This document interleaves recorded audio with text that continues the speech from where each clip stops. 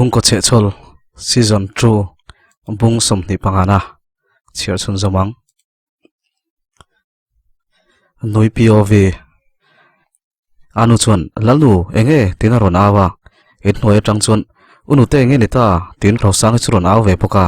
ka thlan phim chun min bol khat veka ka mumanga wang chuan ka chi ai veka ka tholoi loya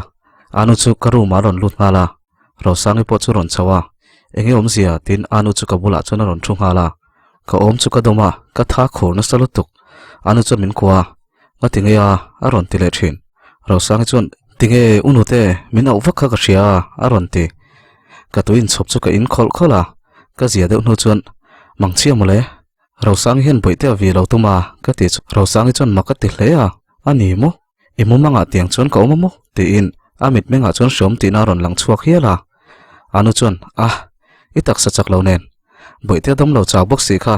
imang lamai mangzom mai mai ni chu ngai that lo na turom lo chu atia anu chun soi chun zomin ro sangi po juk chukro ti in an William maya kai chu ka ngai tha thai chong lo anu chun kai po kan phenge muthil tumro itong trai tlem lo to ka ni kha ati kher chu ro sangi nen chun kan noi su ka min chu san le ve ve no chuan kai ma chu chun kameng kar renga ka ngai to le ta engkim mai kha atak ang ve ka ni in hoi in kalpo na hi ka pintir de done monile tin ka ngai tua ma se ro sang chu na huang ti ka hlau de box se eng po ni se ro sang chu chu tiang khopa nun rong tur ani lo tin ka ngai tua ma se a mel zong zong te kha kara plutuk kamang lama kam hu ro sang kha chun min huat mel takin min mela ka chunga eng thil ma ti shelo mela pu ni kha ro sang hi na taka min ngai na lo nei reng monile ti ten ka ngai tua chu zan chun kamu thai meu lo chu ni anu thu sei chu ka hre chuaka itong trai tlem lo to ka ni kha ati kha kan tong trai ringota ka phone a chun pathian hla chu ka playa khofing cha don vel chuan kamu hil ve ta chawa atu khwa wara boite chu zia le to hleya adam le don to ni karing anu le ro sang chu zin kara chuan doran kala kein in kala hak thunga in ka ha ve don tum hi buai ni hi ni ve sia bu fai lak thai thu chu group an ron posa bu fai sem tu ten dam lo wangin kar to pa bak anin hon man to lo tur thule e puitan hena hriat thiam nan dil thun ron postela anu omlai zong zong in sem mang si lo tin ka phun deuh nung nunga ma se kan lak tur tam lo boka han ti fel watang ka tiril ruwa boite chu kal le tu tu towa an han dam chho chu ven le ngai tran to don ani hi han ngai tu aviau mai la lo ruat lu hi chu adam lo khan ruala pol tok velen ka sia mi fa te hi tiang em henan har vengem le tin ka ngai tuwa ma se an han dam lo chia khan an lo om hleite an lo har theite kha alom om sia ka hre chuaka engma ti pailawa an mut bem mai kha chuan nuta na hril hei thlak e mai eng poni se dam hi hluni katia e rong chu ka bola boite chu ka vapua tukin zing chu kan thau ma tlang ani e daret vel chun choi chu ka pai fel vek towa boite chu dam doite ka peya ka mut kham lo chu ka ham deuh bai baya api chuan lalnu voina bu fai lak tur ni kho aron tilar lara kan kaldon ya tin ka chu aw leta cho kan eyanga boite oi mut ka tumanga rai lote kamu hilanga chuan in ka ti felanga bu fai la turin ka kalang ka tia choi chu ka siama choi lai chuan ring mang kheng hian vakaron tre oi vok cho ka pek thei hil tin ka thau hluaya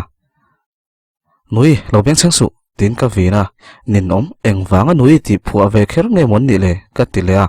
ka thu le choi lui chu ka tum cho e ti tui lo khop chun vok chu beng chenga thang thei lo si cho he si tin ka ang lak laka ka kham to pa vok cho chu ka siam mol mola khoi mo lo nor chen lo te tin ka not kianga vok cho chu ka pe a e ngal bor bora thau pui kum ko ang che tin ka let sana choi le po cha kom to lo tin ka choi mun chu ka ti fela boite ka pomuang cho tin boite chu puak ka toma ala du lo zui nang hi idam don ani hi katia abana chun kalan loka choi le lop ka tum chu arit lutuka kaima zo kat lu trepa boite chu lo nui ve hak haka evan zak lo tak min lo nui ve su tin ka uma boite har le pe chu ha pui le deu don mai la ka lo mani in chunga chun ti tur tam hle a chuat no la ka ngai na sa si anu hi che ve renga mà sẽ chuột nổ lại đát lăng thì phải vel hi chu ka kota da top thau eng po ni se ka mut phatangai ni zan ka mang chianen ka mut thalo lu tuka ka mut main boite te mute taila ha dam takin han mu siai se teang ka tia bena chuan min ron kola hei kan training kan ho chi i boyam aron ti boy lu tuk boite dam le deu towa boy zol le don in ka ha ka bộ phải la ka lo ngai box si in suk tu rom bok chuat no tur le dar thlang no tur nen ka ti nga zat zat chu bena chuan ka lo zot kher kher cheni biakin thashun om ve ka lo mole tina noi suka enge ani miau sia lom ka tia bena chuan boy lo we te po lo ti vela aron ti ka boy miau sia lom ka ti le nia mana tang toin voin thlang ani boy reng lo aron tia adik chia ma se ka muta chuak ka ti zoi sapa bena chuan muman poi ni lo chu aron ti muta hun chin siam sha mangai ka tia ka nui ara bena chuan han cha zung zung la chuna ka lo biang che breakfast te kan han ei ve nge boite chu zia deuh mo aron ti le a zia lu tuk to ka tia a tha chu dam wat wat ro se boite dam lo chun ril ru shom e mai eng poni se phone chu ka da o atia ole choi tuile tin phone chu ka da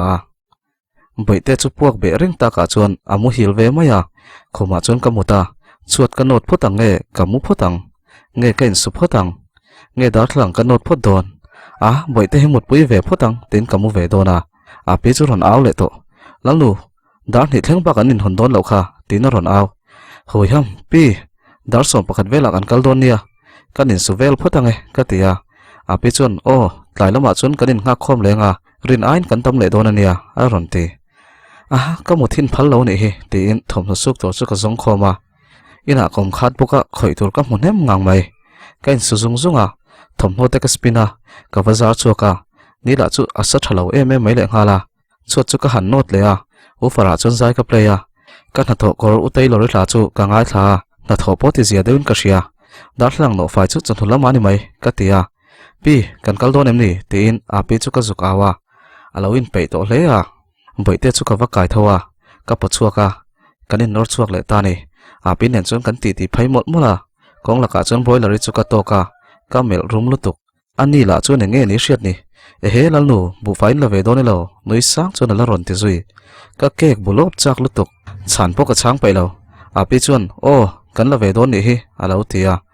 boite chu la ron chai vel han khap ngot thula om bok si lo pi nen chon kan kal sana pi chon khatin ingai na tilang vak se su aron ti kai chu adera han that vel he ka tlin lo ni ka ti thlota pi chon kha tak kha iri chuak phong phong zela in su mangai tin min sil phai mol mola reson la tur chon lo tam to ngang maya kan han ngak le te te rc poron chuak chho ve lol mai che chol mit kan nei le to don ani mo ti na ron nui var vara kan in line deuh thapa kan ni thleng trep tia chuan nu pakhathian ka man mo e mai in ma ka lo mai atia rc chu tol hnong maya kai chuan kai ni po kan man mo vek man tak kanom bik lo ka ti khera chu nu chon tunge aron ti kai chu ka ngoi ngal da ya kan hnunga mi chu nangma mi aron ti rc chon min ron sika ka chang chak lutuk ma se kan suma chu nu jok chon ka boi zia hin shelo chu lawa aya u ten ron kala ni chuan kan kian ani ngai atile khera pi chu ka kaya chu nu hena chuan pi min lo hre thiam lok hei man mo lutuka lawom ma sak tiu mai tin amma chuan api sai chu ka vom tira chu nu chuan min mel rum lutuk komu pa ten sia ka ti chu ka bulami te chun lo nui suka rc chuan tru lo ti mel tokin min lo khapa ka ti ve chak hrim hrim then khat ngai om dan hi chu ka en liam thei thin lo lom dik tak chuan che chol hi buai le man lo tak tak vek kan ni chu wang chuan ronin lak buai fal vak khangai lo ka ti ril ruwa chu nu chu ngai sak zui mi lawin kom na ngai chuan kom le ti chuan eng tin tin mo kan la ve thei sha ma rc chuan kan hunga ron ben deuh chur pa hian ti chul lo thei lutuk aron ti enge ayu pa te omna ken thin turatia anunga ama ayu panom ve renga katia kanui maya rc ron lengte thil ti tir tur chakanai kati chuan kaman lo lutuk kain suk lai ka ron kalsana ni he atia hoi ham gas ni mani om ren hi chuini che chol ni hi chui vanin me tak katia rc chuan a ve ngei chuan ina zuk ang lak lak la ni chu tlailama ka man chuan ka ron kalang atia pi nen chuan kanin nor tha pi chuan min zil thamol mol hi ni mai dik tak chuan kai point he ka ziang hal le chi mom je the chu sim ka du ma se kan sum man thin lo ni tin min tham lo dewa midanga tikwal vel hi ka mu thei thin lo in kan thlenga dar thlang te chu kan not faya bena nen chon kan in video call a ka thil ti fai lai chu min lo ena ani la chu man mema tikhan i man reng to don tin aim ni ka ti chuan o chhun te chu kan free time velom tlailam la kan practice lenga gym ani lenga tiang reng chu ni mai ati chuan anu mom bik kan tingota nuami ti lawa zin khat practice poi pe don em ni tho ma tang ringot po hian itlangal atia kan noi dun hak haka kanin bia khi chuan in ngai zona chungchang chu soitam lo mai la ni thin mai chuan bena chu ka du ve tel telin ka ria azia do theina omte mi a kher thiam em na te hian ka du na te zolani hun le ni herliam zela u hriat anu pui nei thla po kan thleng ve le ta tun lai takhi min ron bena sa em maya kanin thu bena ka hril chuan a lo do ri sham ro nu pui nei anga a re ve mayang ati mai zela ka block dei do ne mani ka ti chuan angai kherlo aril ru boy ve ri ni kha a thale vek mayang tin min thrila zana hin ka ron leng don hi ron ti le ngot thina kanin khap ve thei zela ma se voin chu office pana tang toin ka ron kal don a ron ti renga wang chuan ron kal ro ka ti ve ta topa chutia u hriat an min ron biak zo chuan number ka hriat ngai lo atangin phone call ka donga hello ka ti ro chuan ivana save kanin nei to don ti shreng chungin ilola berenga mo a ron ti lin dai bok mo he mi te pani hian min vati buai tak a chan pu ka chang pailo ka ngoi renga min chang ro a ron ti vin thaka ka man lo komot ka ti fai ka ti vin thaka komot brush na chun nang ma chu ka brush don che moni ka ti ril ruwa lin dai chun ka du ai chun mi hi zuam ma ma ni ala ron ti sha ma ka zai san ra trata hey lalnu in muang sei fel teng a ron ti o idu chun zanin ai ron kal don nia in pa hian ron le na tuma kadang ne ngang lo ni idu le ron zui don nia ka tia phone chu ka da maka dik tak chun u hriat a hi ka ngaya ka hoboka ma se kan hun man dun to tam tak ka ngai to chuan ka ngai lo ni bik lawa ma se tu na hriat a hi chu ka ngai na lo ni tin bai se omin vai khat ma ka be ngai to lo bok dali vel chun nu sangi chun min ron kola hriat a hi lo la be thin em ni a ron ti ka ngoi maya nui soiro a ron ti le chu kain sum thei lo trep ani ma se nu sang hi chu engtin mo tak hian ka za ve a han ho viau mai la kha chen chung khatang mai kan kho sakhau to na te ka ngai to hian kha chen chung khatang mai kan kho sakhau to na te ka ngai to hian han huat le han ti vak hi ka thei lo ni thu dikhi hria se zong tiang hian min ron tong lawang mole broiler rile lol wanga kanin huat na hi engti kai mo chun in la hrianga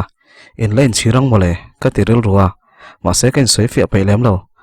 anu thu oin ka ngoi mai a in soi fi mai la I dikani ti proof na om chuang lawa ngak to pro atia nia soi engang mai la min oi ri don chuang lo min ngai lak lo em maya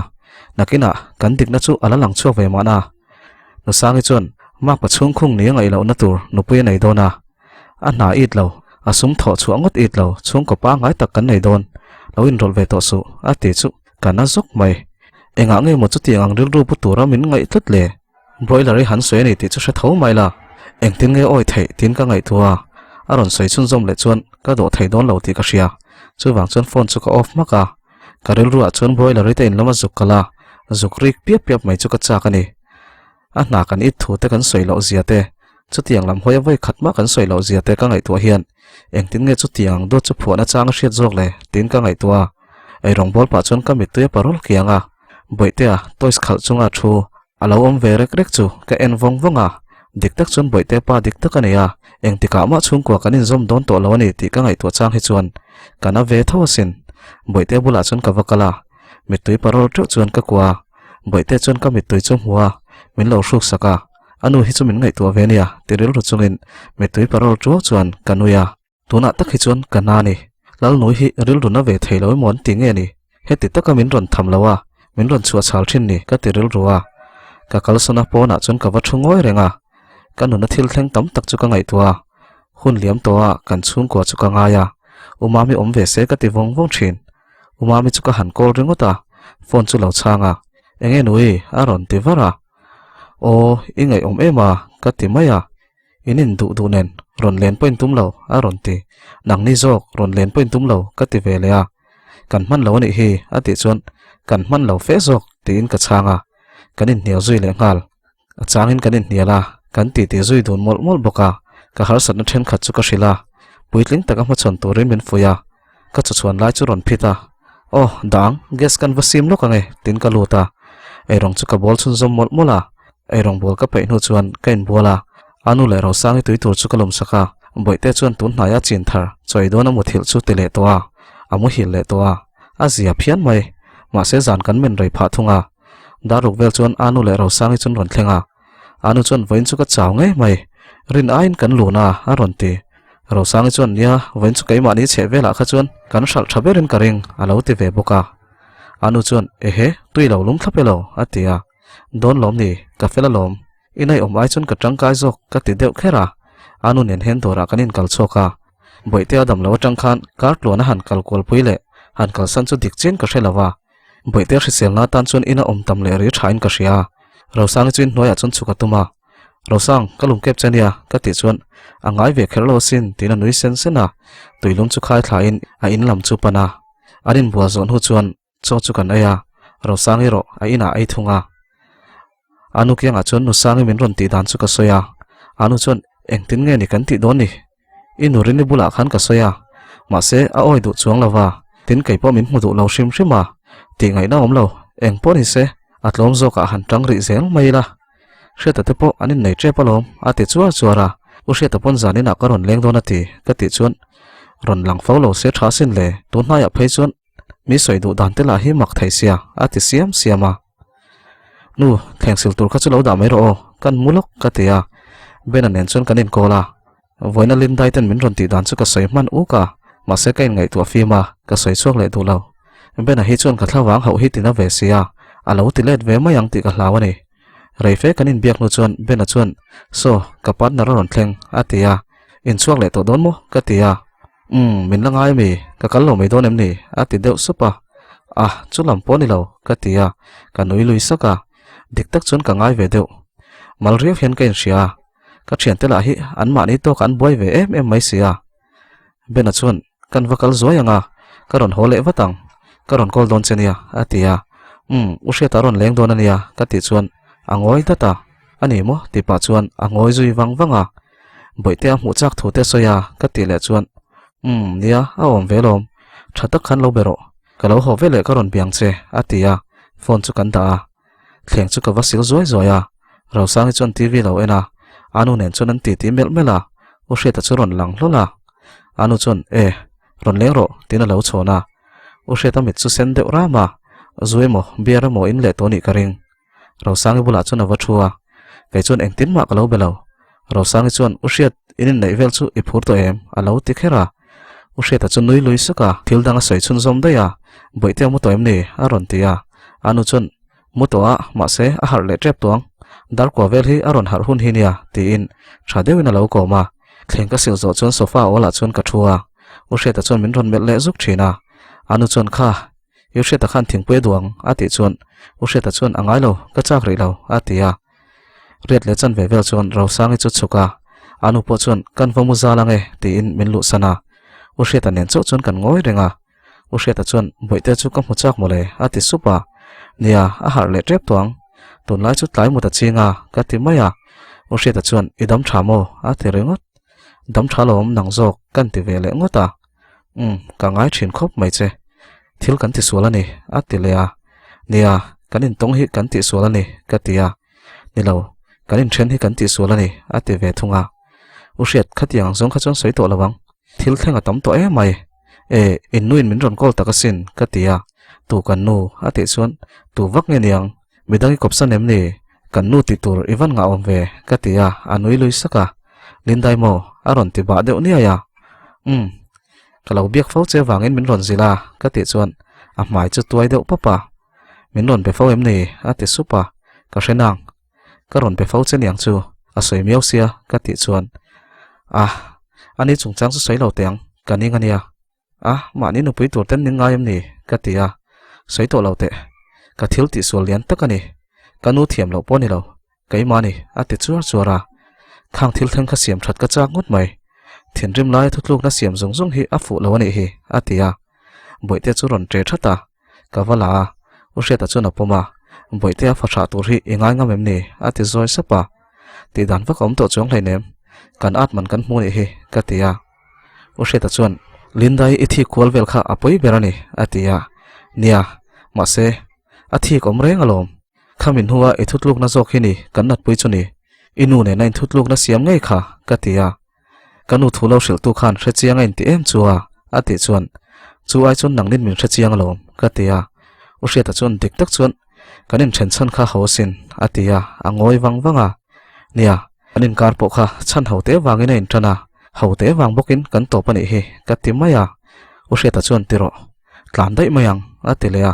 pona chuna chuaka ka ngai thalo ka zui ringota u shiat khongai kaldon ka tia boite chu pom boxi pona chuna wathua awat si lolutro ka ti chuan umami pangpar bul thutlenga chon min pothua khang kan du thu samin kha ka dinanga phul hring dup muna thingin nuam tak avel pangpar vulna chuan thingtlang khote takteya kan chung koin kan pathumin tuman kan chanchin an hriat lona tiin amit tuya parol kianga ka kuta chuna vuana kaipo ka mit tuya farve fap mai ya ai mai ka ti chuak thei troka boite chuan anu le pa boina chu a hre ve moni min enton seka u hria ta chuan paisa po ka khol ve nual to a tiro kalbawang atilea ka thailo u hriat khatiang kha ka chak thina nang ne na chung ko din kha ka ti chuan ron soi chun zom watin ka nabang ka ron honga ai rong ka bolanga nangin ti tur lo soyanga kan kotlaya chuan kan chung ko in kanin fiamanga zan lama van bo ruak thlir pain kan zai hawanga chung ko hlim tak kan ni dona sin ati chuan iswang to no khavela tang khan har chuak ro engtika ma thleng to don lo ka tia ka kuta chuan ron vuan thutin min zui ro ti pa chuan min pota ka kal don lo ya e mai khoimo ka tia ani chuan min pot betlata kaipo ka ngai tu na chu kal thui lutuk han zui ve mai te chu ka ril ruwa ron langmana ma se ka phone ron ria ka har chuak zoka bena phone call ani ushiat tuna chun mangai dang ka nei to ni ti pa chuan bena phone call chu ka changa ushiat chuan zoi muang chuan min thla riai ria I ho to mi ka tingal wata ka mit tui parol deuh kiang chu ka tuai faya bena chuan o ka ho chia I o chu enga tinge aron tingal a ka hritlang don aniang khan ha raping dewa ka timaya hriata chu ron kalem a tingal wara o ron kal hei boite nen anin poma ka ti chuan u hriata mel chu a dur deuh khui hian ka hria boite chu chuk zewa boite chu min ron pe a kalange atia boite chu na pa chu en ve wong wonga kai point ka thlir zui wong wonga dik tak chuan ka khongai ve dewani ben phone ka da loko ka tia phone chu ka da ka trap chuak hiala zanin hian ka mangai masa chu ka William to ka ngai thayang boite chu ka poma train sum tak chuan ka ngoi wang wanga boite chu ina chuan ka lu puya khuma chuan muin boite chuan phone chu ena kai chu ka suang to na kom chuan ka ngoi renga hun liam to chu ka mitthla ron thar zu chuta ma se siam that thaini to lawa tin siam that le thul ka ti to heklo boite chu phone chu sak zuain bena chu ka teksa boite phone ka entry thu ka shila ka man vele ka call tur thu nen te chuan u hriata ne na kan hun liam to chu ka ngai tu chuaka kiltin mai chu ril ruina shoot kwal vela lunga leng ve wong wong mai ni china aron soi ka dream ka soi pui thin lai te kha ka ngai tua khang lai khana tak tak ka thleng turanga riak khan ka ngaya ma se khang ka chu suang to na a thlak mai ni sia dar som pakhat vel chuan boite chu mu hil towa bena chu ka kola thil thleng then khat chu ka shila a shom ngotang mangai chan na zia chu ka hrialom zui ve chu iril ruwa om manem atia zeplo chuan ka ngai tu ve man ka tia bena chu ril ru na niang angoi ve data ma se kalau mangai to chati ka hre chuaka ka ti zoi sapa avai khatnan ka mangai thu ka hril ve ta ni bena chuan mo soinon le them atia kanuya ai a thai to lo ka tia ka hre chiang lo lom ti na phur lutuk ani lo ngai thau lok ro ka tia zoi sapian ka mangai che ka tia ngoi loko ti na re ngal vung vunga enge moti le ka tia yes tia a vak chu ka hria hey bena iwa han mol tak a buang zel su ka tia oh hello aron ti enge aw vaka ka ti chuan vai hon lo hoi thap mai atia I mol sia tin kanuya bena chuan ibula kawan omchak ati zoi sapa kaipo tuna tak chuan ibula komchak tun lai kanun ten wai hi kaning lutuka ka tia bena chuan arai to lawang a thale vek mayang naktu kanianga voina ya hun thazo karon hel chuakanga engkim hi fel le vek mayang atia atong kam chu zang wa mai ben kan da ri don em ni zan rei to sia nak tu tho mai ngai om sia ka tia nia ngai tho nang po in bol lo pai ni atia nia ni don tak kalo mang hil ma se kai chu bol lo pai zwa kamule dai thailom dor lama anu kal ria ka tia nia da photang thil ngai to vak vak lo la mo thil ma tum ro atia ole tin ka chang maya ka mangai che aron tilai deuh chu ta kai pon tin phone chu kan da eng mongai thla chuan kamu hil vele maya hun liam le hretin kartop aron in hel chuaka usheta te po anin nei tor boruak vela an boi ve viau to niang miron be vak to lawa nge nia ani po kaima ang thoin a bei seina bo to nia bei sei tureng ma om to lo miaw ni ramile khrisi chuan kanron leng don usheta te nei chungchang soyang chulawa mi rel mai kan chak antia ron lenan tum thun ron soi ron leng ro boite dam lo poin shela wania ka ti chuan engtin nge kan hriatang i soi reng hleinem antia anin thiam zui nga zat zata tui ho ni nia ro sang tui tu lai kan tui vel boi pui chuan ka boi hle a tui om sa chu man zo phot ka do wangin kain suwa suk tur la chu kan nga box si lo boite thom no ho chu ka suwa bet si then kha chu ka suboka a pi chuan boite chu ron la a chuk pa chuan tui ron ho don hi chuan khoi tur hi zong kwal chunga i boina tam takhi chu tul lo taka in siam chapani ti in anin lama chuk thak pa chuna phun thlak thlaka angai lom le ka ti shama kan suk zo vek nu chuan in chung tui dana ol song song chu ka da khat veka vokhi kan bol teng ti in nu te chu ka buala a pi chuna wa han tul lo tak ti in min ron en pa chuna phun nung nunga arim chatura veng lo mole pona kanom mun sia ka ti maya